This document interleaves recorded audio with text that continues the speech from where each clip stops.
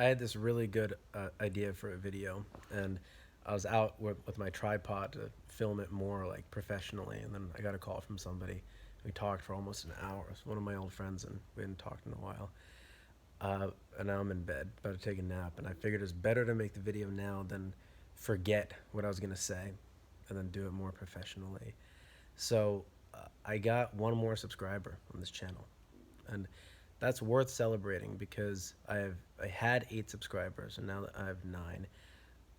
The numbers are not that important, but the fact that in these stages, right? Like I hope this channel has millions of subscribers in the future, and this is all setting the building blocks for that.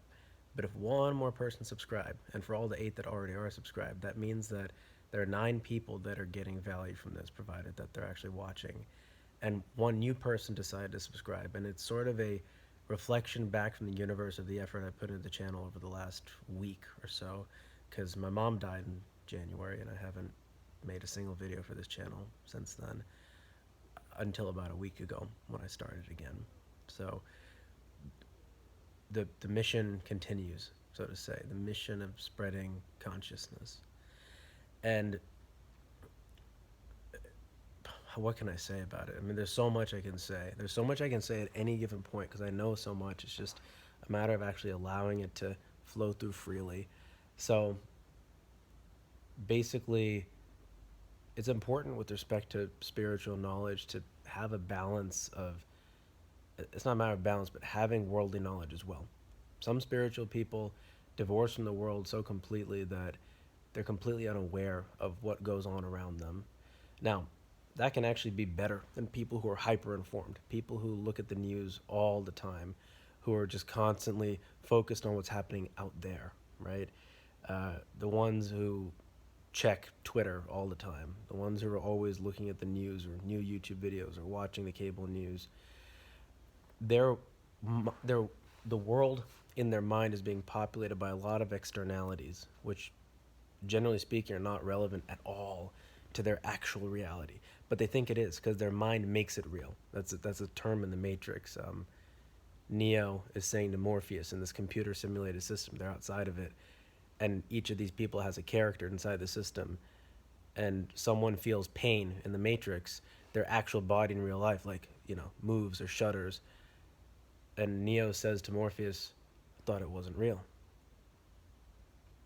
Stuff that's inside the Matrix. And Morpheus says, "The mind makes it real." It's very important.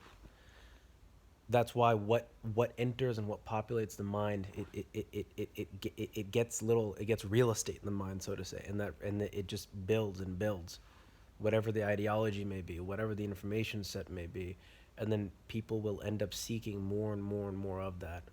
So anyway, someone who's a complete contemplative, who doesn't watch the news at all, could be more in tune with the truth and reality than someone who's always watching the news, whose mind is always in the matrix, so to say. And the paradox is that that person who's always tuned in to the matrix thinks that they're more, that they know more, right? And on a factual level, they probably do. But that doesn't mean that in any essential or real sense that they're actually more tapped into reality.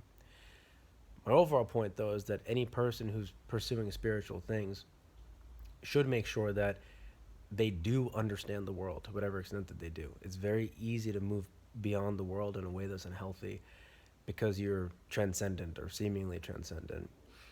Uh, Divorcing from the world can be very good to shelter yourself from bad ideologies, from the horrors and pain that occur in that world out there.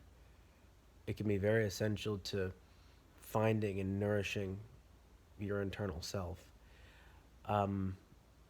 But again, there comes a point at which people normally end up merging back into the world from a higher place. Eckhart Tolle, for example, he spent 2 years on a park bench in pure bliss. He didn't have any understanding of the world. He didn't know about anything really, but he was in complete spiritual connection with God.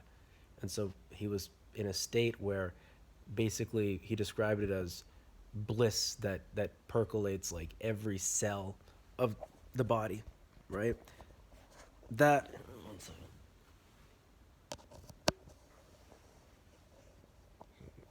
make sure this